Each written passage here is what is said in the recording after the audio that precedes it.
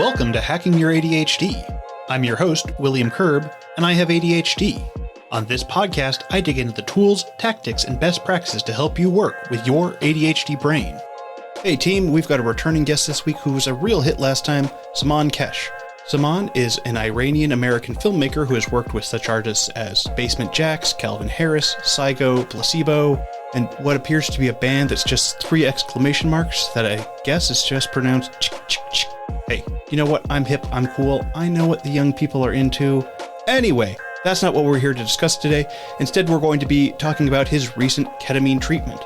A while ago, Saman reached out to me asking if this was something I'd like to cover on the show, and yeah, this is absolutely something that I think would make for a very interesting show. Now, with that said, I do want to emphasize that we are talking about Saman's treatment here. This is neither a defense nor a condemnation of ketamine treatments. I also want to emphasize this is not something that is often used for treating ADHD specifically, but it has been proven effective as an off-label treatment for a variety of mental health disorders, including depression, anxiety, PTSD, and trauma. I also want to say if ketamine treatment is something that is interest of you, I strongly advise you do so with medical supervision. This isn't stuff to just play around with. Perhaps at some point I'll work on an episode from a more treatment perspective, but for now we're just talking about Saman's experience. Also to note for this episode is that we did talk for quite a long time, and so I decided that I'm going to split the episode into 2 parts, so watch out for that next part next week.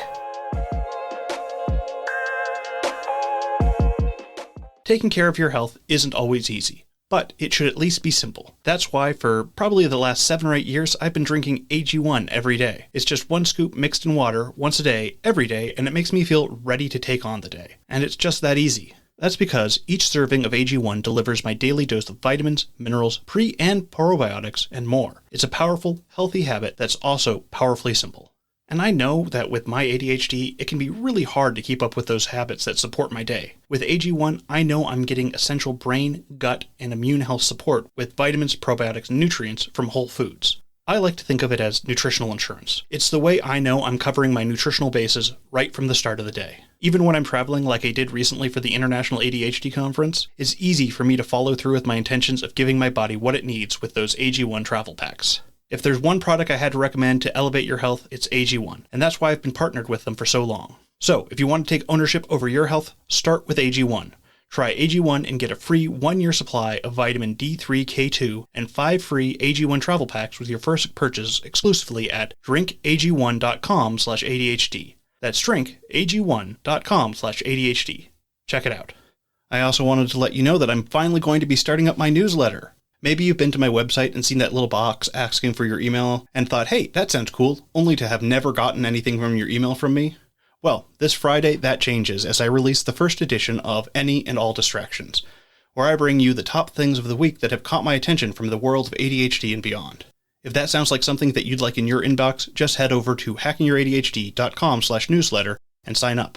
That's hackingYourADHD.com/newsletter for Any and All Distractions. All right, keep on listening to find out how to stay out of the K-hole.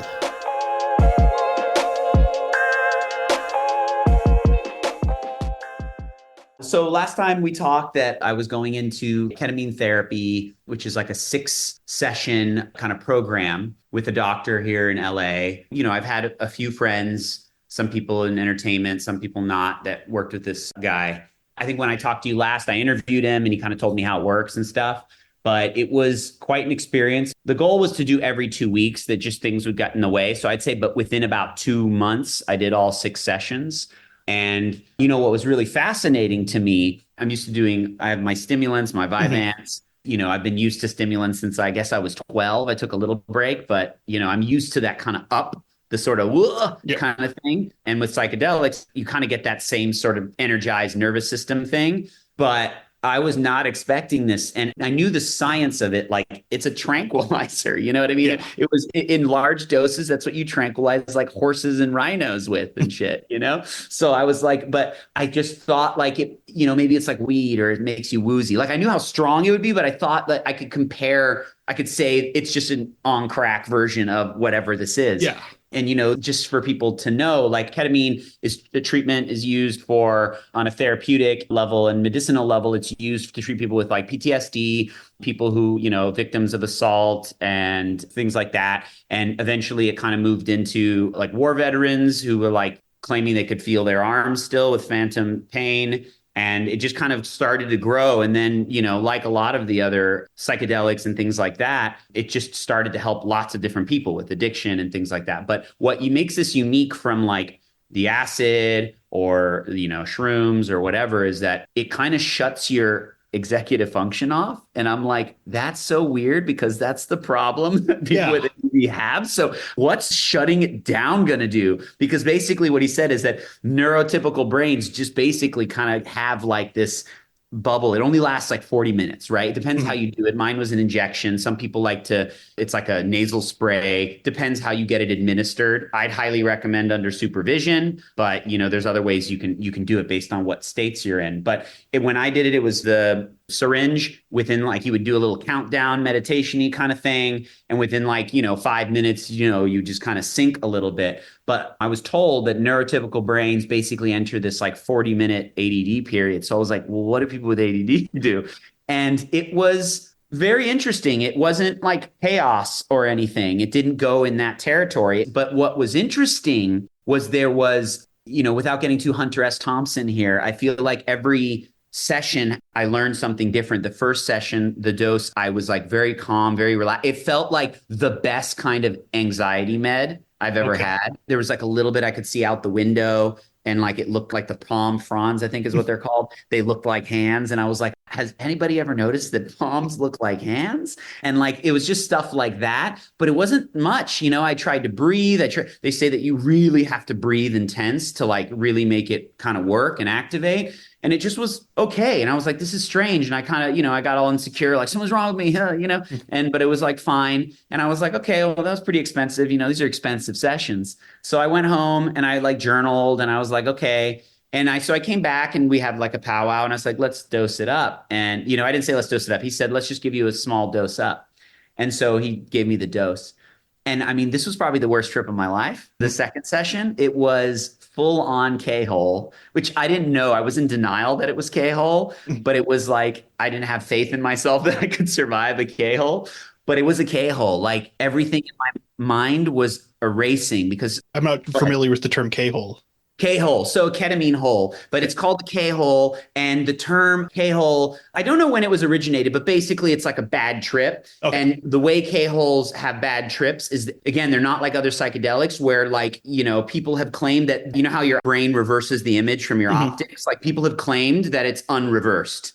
And they were living world upside down. Like again, maybe it's the paint in the nose, right? It could be maybe here, or maybe it's actually happening. Who knows? But I didn't have that part. But that's what a K-hole is. It's just like a term for like this rabbit hole of whoa. Most bad trips are very highly active mind kind of trips, just lots of activity. This was like shutting down and like slowly losing. It kind of felt like maybe dying, I think. I couldn't tell, but it was like I was losing everything. I didn't remember I had like an assistant. I didn't even remember Nicole, my partner. I didn't remember like love. I think that like allowed me to survive. I just remember going, I loved something, but I thought I was like just consciousness. I thought, oh, I've already lived that life where I was a person, I think. But what was weird is I was still experiencing the world. Like I was still looking at this ugly ass office tile. I was still laying on this like therapeutic couch. And I just remember kind of going, whoa. And I got up or sat up and I just was like, this is kind of nuts. And I was like laughing, but it was kind of scaring me.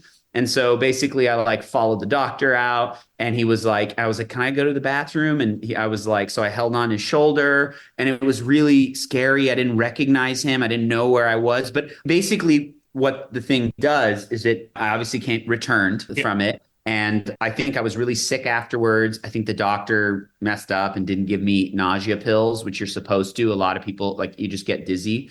So I think it was a combination. But basically what it does is it's known to have you disassociate from yourself in like kind of almost like a Buddhist-y way or something, if you will. Like it just allows you to kind of look at yourself, allows you to kind of talk to yourself without like blockades, without like worry. It's detached. But like, I don't know how to say it in a way that's not cold. But essentially, I think what happened to me was being very like ADD and primal and visceral and sensitive, losing, like having my mind kind of boink away from my body. I think that I just didn't expect it. And I think I basically had a panic attack. But because I couldn't interact with my panic attack, I think I just didn't know what I was experiencing at all. Mm-hmm. And so the science was literally like, I was probably nauseous. I was probably just like worried. And then it became a feedback loop. And it was like, basically, I had a panic attack that did not ever feel like a panic attack because I couldn't react to it. So I was just fully disconnected. And I went home and I was like, shit, it was really scary kind of, but I was like, I survived it and I researched it and I was in denial that I was a K-hole, but I said, look, I'm not scared of that. Like that was still me. And maybe someone was an idiot and gave me too much or something. I don't know. And so I did my research. I like paused and then I came back again after a couple of weeks.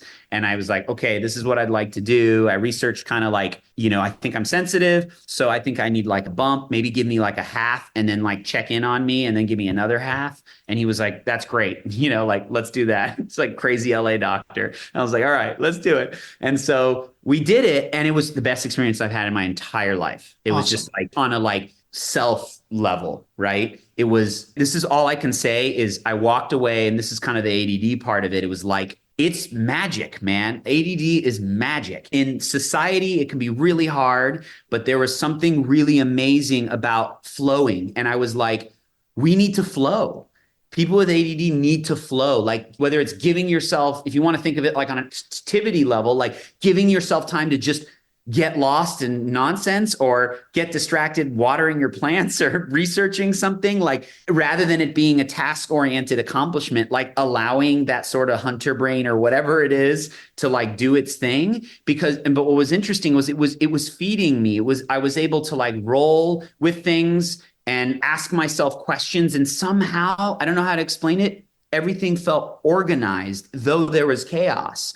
There was this like, it's like the movie Memento or one of those movies where they go out of order. It's like I could just completely string it into order. Like that was order to me. All and right. It was so fascinating to have that part of the brain. Like I think because in consecutive sessions, I'll say they weren't as like eye-opening as that. Like I call it session 3. They weren't as eye-opening as session number 3, but what I did kind of learn was there's something really interesting about removing the rigidity. And I think our executive functions are trained in a way, and our brains are wired in this way as people with ADD, depending on also how long you've had it or how long you've known about it or whatever, where we're kind of trying to create a rigidity to stay focused. And having that just plugged off and away was fascinating because it's like that part didn't exist. Of course, the executive function doesn't turn off. We would like probably pee our pants or do something, but it was definitely, I could ask myself questions, for example, and the responses were just immediate, short words, and emotional too. Like, so for example, something weird happened where the term inhale, exhale, I didn't know how to say that word. And I remember trying to tell my body when like I would get kind of worked up, I would say, remember, let go. And somehow my brain understood that was inhale, exhale. And it's all I could say to myself. And I had these weird moments where the moment I would start to think too much or get scattered and a little overwhelmed by it, I would just say, remember, let go. And it was just fascinating that it kept happening that way. I would not remember the logical word, and I would have an emotional association. And I remember what I learned with, therapy and things like that, especially when I had an ADHD coach, that a lot of studies have showed, we talked about this in the last session, how sensitive and intuitive people with ADHD have and creative. We kind of find our unique ways to organize our socks and do this, but that also applies to how we feel and empathize and how we can relate to people. And so it was amazing because when I have fights with my partner and there's things where I feel she says, oh, you're so insensitive. How can you not have empathy and this or that? And I'm like, empathy, it's a word and I need to feel it. I need to wire it so that I feel it. So it was interesting to see that, I've had all these things. I have different words that I associate them to. Like that's what inhale, exhale is to me. It's remember, you have the ability to let go of whatever is just stuck in you emotionally, or whether you're like panicked about something in the future or the past that can't hurt you in the now, like those things. It's a tool. And that's everybody really, right? But that was the only way I actually understood like the benefit of what the inhale, exhale does for me rather than just what everyone tells me. And there was just lots of things like that. And I think with every session, I used those tools from there. That was kind of the big one. And then session 4, 5, 6, I don't think I did any exploration of bumping. It wasn't really about like pushing the limit.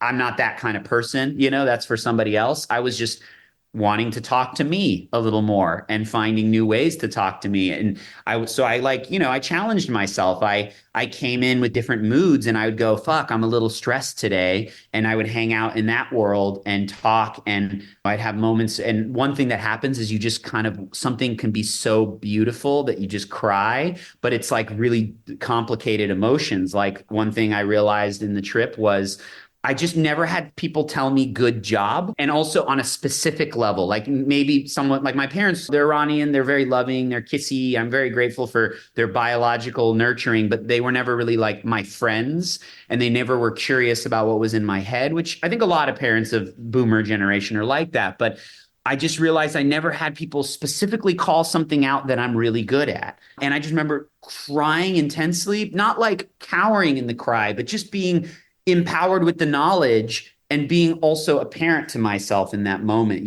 having this sort of immediate, when I felt that, a parent emerged within me and was able to nurture me and be like, well, I can give you that. Your friends can give you that. People can give you that. Like, you don't have to like make up pop culture people to like be your meta parents or whatever. Like so there was just these amazing healing things that I found, and a lot of them related to kind of the symptoms that I have associated with ADHD, some of them with my autism, but it was very, I'm not going to say like I recommend it. Like I'm not someone to say that, but it's like, if that's something that there's something to explore in finding a way to chill to the point of being free within that ADD, being creative. And I think that's kind of on like an applicable level, because I've told this story a while. This has been, I think, about 6 months ago. So when I've told this story to other people who have ADD, people who don't, the common thing I thought is like, we are kind of designed to be, I think, creative, but I think the reason we like creativity is actually, I believe, the free flowing nature of it, the ability to just go do. So yes, we like the task orient. We love checking boxes. We love feeling reward and getting a dopamine, and that we have trouble producing, right? But we also need that other thing. We need the chaos, like the fun, not scary version of chaos, but the beautiful version of it. And there are answers in that. And I know that's like sort of abstract. So I'm kind of like seeing like this was giving you a chance to like step back from yourself to like observe the observer kind of thing. Yeah. Because we often think of ourselves like in our body, observing what we're doing. Yeah. But then that's a weird level of abstraction. But you can also like step back from that and be like, who is doing that observing? Yeah. I mean, I guess the best way to say it is, imagine you're really close to two people, like your face is literally really close, and you're seeing two people get into, I'm fighting you, me and you, Will, or face to face, we're having an argument. Now imagine leaving your body and seeing you fight with Will. And suddenly you're like, oh, like, I can be objective now with these two people arguing, That's kind of the equivalent of how objective you can be. I think, again, it's a little bit weirder and a little more like, while this is happening, my body is being interesting. Like apparently what I did, and I don't remember this, is I kept drawing an infinity sign with my head. And there was music playing, and I think it was to the beat, but it was like, and maybe it was just, I needed movement. I don't know, but it was a go-to motion that I've never done before. And it was fascinating. But there are the body things, which I think help me kind of get out of thinking too much. But yeah, I think that you nailed it. I think it's like being objective and having this other kind of third party experience to yourself and to your issues, which a lot of, I think, medicinal psychedelics claim to do. And they do. I've had those experiences. But I think with ADHD, I cannot say any psychedelic or any sort of experimental, and I don't even want to say experimental. This is a clinical thing that people do, and it helps. So I would say this is probably the first like clinical thing that I've done, and the chemistry of things like ketamine, things that do the opposite of working up your nervous system, which is what the other psychedelics do. I think there's something really interesting there. And I was like, whoa, like I would not be surprised if this becomes something for people with ADHD to like help rewire the brain, help get connected with kind of not your true nature, but like getting connected with the value that your type of mind has, and connecting with it in a way that I feel like, for example, like as a filmmaker, right?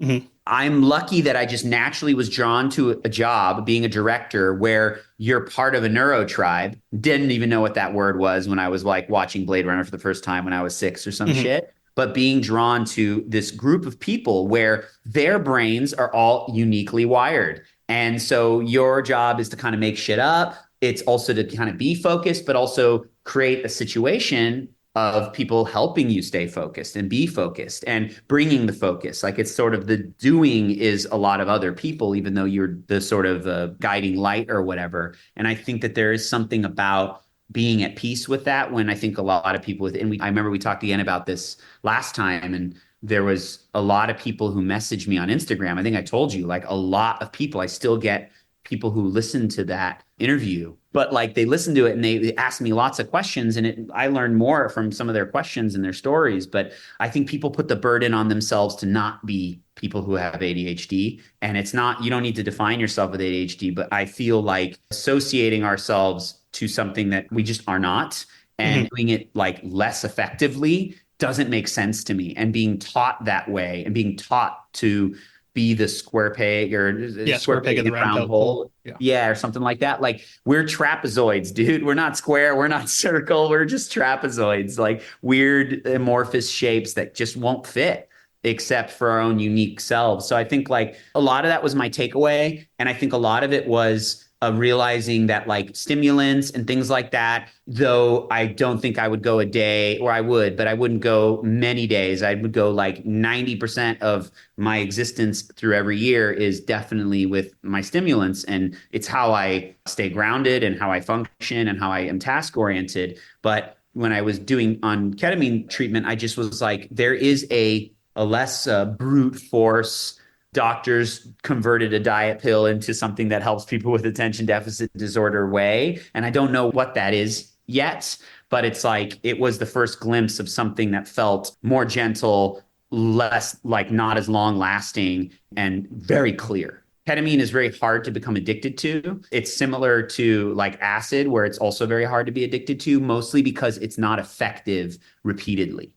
Like your body has to climatize and then like back to reality and then come back. With acid, same thing. It's like a 2 to 3 weeks. So these are kind of things where there's not really abuse. Now there is the abuse in like rest in peace Matthew Perry way, which was just him being irresponsible and doing therapy. It was a treatment, but he was in a bathtub, in a hot bathtub, and he passed out. Which you're supposed to be either laying down Yeah. in it or on a couch or on the ground. You can't do anything when you're doing ketamine. And so yeah, it was just an interesting experience that I didn't think was going to go into the ADHD as much, even though I did pitch that to you Hmm. as something I wanted to explore. It was kind of amazing how like I almost forgot about it going into them, and it just showed up. It was this beautiful thing that I felt, and thinking about everybody who messaged me after we chatted, like about just kind of not being able to put into words like what they were experiencing. And I think that's, again, like it's your own words. Your words are unique. Everybody thinks in different ways and stuff. And I think that that's something interesting. Yeah. And I mean, I'm also like hearing like hints of masking in here. I know for a while when I was doing some therapy stuff, it's like, who am I without the mask kind of thing? Like, I've been masking for so long, that's who I am. And then it sounds like this, you can go and go, hey, let's take a look. Who are you without the mask? Yeah, interesting. I guess let me ask you, like for you, from your experience, is the mask slowly removing? Does the mask go on and off all the time? Or was there like one moment where you go, oh shit, the mask is off? Well, I mean, I haven't tried any of this. So there But just in is, general, that experience that, yeah, I think I'm still waiting to see the mask completely come off. There's a lot of trauma and stuff in my background where I'm just like, oh, yeah, there's just like all this people pleasing and trying to be the person that I think the other person wants me to be. And then, once I'm alone, being like, is this the authentic me now? Mhm. I don't know. I'm not relating to anyone else in that situation. I'm trying to figure out where I exist on my own versus my existence with someone else that I'm relating to. Are you talking kind of about like differentiation kind of stuff? Yeah, like how I would be if I had none of the mask on, how would I exist? Would I still be doing all these activities and things? Would I, because so like coming into 2024, I'm going, okay, what do I want to do? And I'm like, I don't know what I want. Like, do I want to keep doing these things? maybe, but does that make me happy or am I doing it because it's what's I'm supposed to be doing? Hmm. Interesting. Yeah, like it sounds like differentiation a little bit, but it also just sounds like, so I had that thought when I remember when I did like ayahuasca in like 2017. I remember hearing stories of people who just like completely change. And I remember just going in really just believing like I will change. How I look at whatever I do will change. But I have the strong feeling, if there's anything I believe strongly, especially I think in general with people with ADHD, is we have a strong intuition of what we're drawn to, even if we know it, not know it. There's like, that's part of that chaos. Like we are drawn to just naturally what interests us and what stimulates us. And so, I think all the same stuff will apply, but there'll be a new version of maybe how much it's important, why it's important changes maybe, like even becoming a filmmaker, like my rationale for why I do it changed and stuff.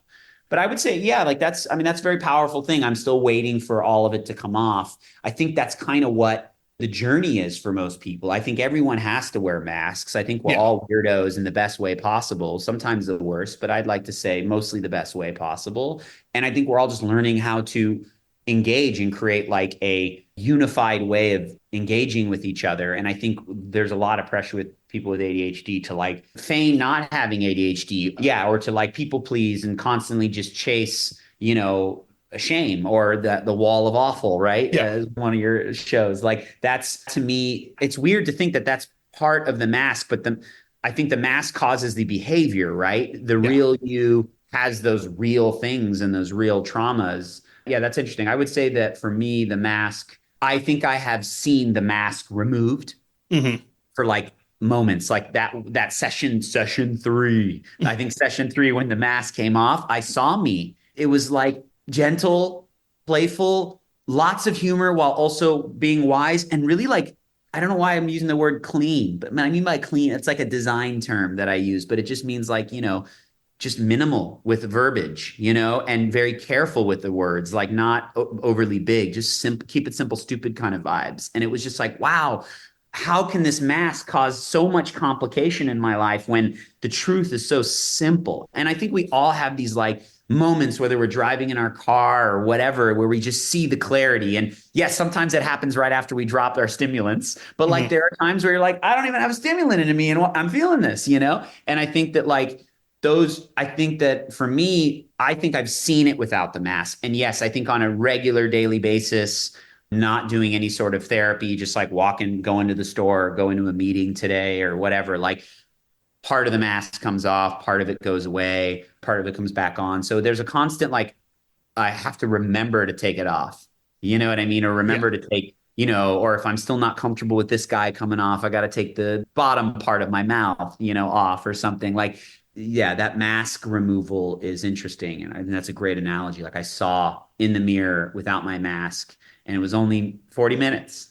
And then the mask came back, or a part of the mask came slowly kept coming, going back on. So that's an interesting thing. And I wonder if in any of your shows, have you kind of spoken with people who are exploring kind of just like what this, I mean, not just what this medication does, we know what it does, but like alternative things beyond medication? Like obviously there's diet and things like that, but I mean, something that you would ingest or something natural or something like say an example that we all know is meditating. Have there been anybody that you've spoken with where they explore those things? Next week, I'm talking on someone with meditation. But what's coming to mind now is I just finished work on an episode about the gut microbiome and how that affects our brain. And I don't know, we didn't get super heavy into how that, but there is a lot of science behind how our stomachs control a lot of how our brain works in weird ways. But some scientists are like, yeah, we're along for the ride with our gut flora.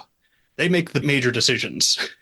Yeah, I mean, I think that's interesting when people say go with your gut. And in a lot of like Asian cultures, they have the mind, the heart, and the gut. They have a Mhm. third thing that in the Western society we don't use as like a saying. But yeah, I mean, it makes sense because they say a lot of like if you ever seen like body map, like I remember going into a reflexologist and like there was the whole map of like the when you feel pain here, it's like overwork, and you feel lower back pain, it's shame. When you feel like stomach pain or you get IBS, there's a lot of stress overburdening yourself, things like that. And so, even though that blows my mind and it kind of trips me out that like we have these like organisms that are like affecting us, like we're sort of like parasites or something, Yeah. but it doesn't also surprise me, which is weird, even though like my imagination is really like, whoa about it. I think that is interesting, but I would love to know something that we can have control, not control, but we can guide in a way, because I do think like we are the first generation of people diagnosed with ADHD the last 30 years or something, or 25 years or whatever, where we're just we're in for the ride. But unfortunately, I think Western medicine is what put us on that roller coaster. So it's like, what other avenues? And I know a lot of people who don't take meds in a very intentional way and do other things, and seeing them in check. Again, like I don't know what their brain is like, so we can't really compare. We're not all tit for tat, kind of stuff. I think it just made my brain be like, I don't think stimulants are sustainable. I think that we will see, I started when I was 12. I think we'll all see as we get older the effects it's having on us. And I can't find it, really, sadly. I can't find the really significant research that people are doing for it. And the gut biome thing sounds dope. And maybe they'll find a way where ingesting certain probiotics or something, it can affect you, and I know some people microdose, some people do things like that, but like, that's still an explorative way that's not accessible for majority of people with ADHD. And I kind of walked away with it basically being like, if anybody that's listening, I guess, like likes to explore that way, then I think it's a very interesting way, as long as you're doing it professionally and you're doing the homework for it. Not something to go into lightly. No, and not at all. And I think also in like most states, you still can't do it. So I think it would be, I don't know what states they are, but like I think like New York, LA, I think like Oregon, I think is like that. There's some places, I think Texas is surprisingly, I think. But yeah, I think that, not going in lightly, but I definitely, if that's something you want to do, you're interested or curious about, I would say stay curious about it. If you are a like psychonaut or a warrior that likes to explore, jump in, have fun. But I think for others, I think my takeaway on an applicable level that I bring to my daily life from that experience that I try to remember is that like that free flowing nature that we kind of fight against, especially if you have a family, especially, you've got tasks, you've got children, you've got structure that's required of you, really trying to find that time to just like be loose. Like I think everybody with ADHD needs to find creative and free flowing outlets. Absolutely. I think that without it, it's damaging. I think it really is damaging to not be able to do that. And I know, Will, you talked about kind of what you like doing and kind of how you find creativity in what you do. And yes, there's the exercise and we talk about the biology all the time, but I do think giving ourselves permission to do what our brains are dope at, it needs to happen more. And I think that is why people encourage the creativity. I think it's really whatever you do, it's like, like the Malcolm in the Middle meme, right? Where he fixes fucking thing after thing. Like allow yourself to do that, and don't judge it. Like at the end of the day, I actually believe you are happy from it. As long as you're feeding yourself and you stay regulated and you're not hard on yourself and know if someone else judges you for not getting anything done in 4 hours, like they're not you, they don't get it, but without saying just take it easy on yourself, I think it's like give yourself permission to let that part out. Absolutely.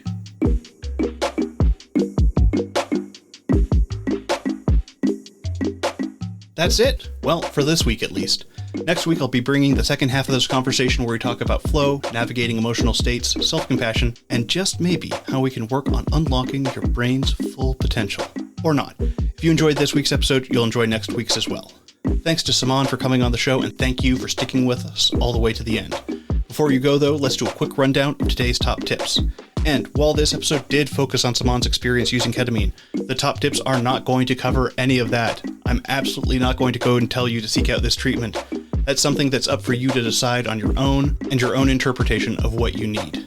I will add, though, that if you want to go down this particular rabbit hole, that you come at it cautiously and that you do so with medical supervision. With that said, this episode's top tips. 1. It's important for us to understand that the way we treat our ADHD is not one size fits all, and that there are a variety of ways that we can work on treating our ADHD. While medication is an effective first step, we also want to be looking at other ways that we can improve our mental function with things like exercise, diet, and other stuff like meditation. 2. Recognize and celebrate the strengths and perspectives ADHD can add to your life, rather than just focusing solely on its challenges. And while there is no question that there are challenges, if we can recognize the unique ways our ADHD brains navigate the world, we can try and celebrate those strengths and perspectives that add so much to our life. 3. Understand the importance of allowing flexibility in your routines to accommodate your ADHD brain's need for variation and stimulation. It's important that we allow for these variations so that we don't get stuck in our own thoughts. Alright, that's it. Thanks for listening. I'd love to hear what you thought of this episode. Feel free to connect with me over at hackingYourADHD.com/contact. If you'd like links or to read this episode's transcript, you can go to the show notes page at hackingYourADHD.com/148. If you'd like to support the show, the best way to do so is to tell somebody about the show, especially if you think they'd like a particular episode. Just click the share button on your podcast player and send it over to them. Or you can consider supporting me on Patreon. Just go to hackingYourADHD.com/Patreon to find out more. And now for your moment of dad. Sometimes bakers will feel a sudden rush of joy while they're making bread. That's when the dopamine hits.